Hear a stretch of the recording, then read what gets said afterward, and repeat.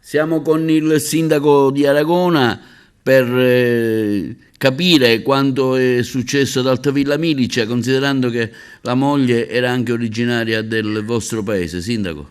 La, la Antonella Salamone era originaria di Aragona, ci sono ancora parenti, devo dire, brave persone, la comunità è sconvolta per questo gesto efferato da parte di questo individuo.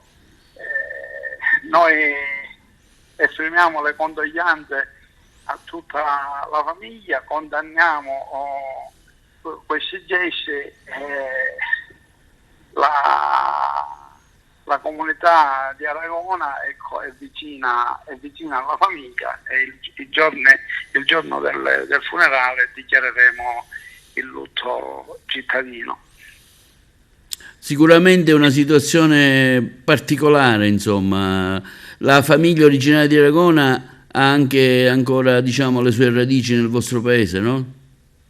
Sì, ancora ci sono radici qua nel paese. Io la ragazza non la conoscevo, come non la conoscevano quasi tutti, perché forse magari è nata e cresciuta fuori, ma diciamo che tutta la famiglia, la nonna che ieri abbiamo visto sulle interviste, ancora vive ad Aragona. E come dicevo prima, c'è brave persone, gente che non si è mai fatta nominare, gente che si è sempre comportata bene, quindi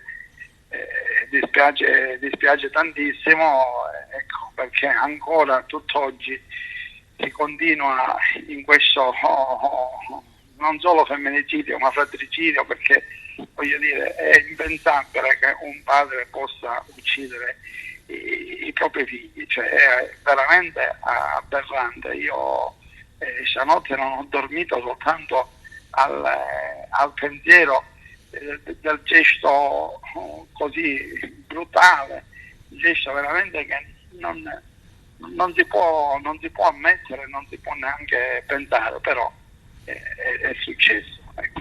Quindi ci deve fare riflettere tanto anche sul fatto di non possibilmente, dico, può essere dovuto, come dicevano, da un fatto di fanatismo, dico, però bisognerebbe avere il controllo dei propri gesti e delle proprie azioni, ma non tutti, ecco, non tutti ce l'abbiamo, come lo dimostra l'efferato gesto di questa squallida persona, possiamo definirla.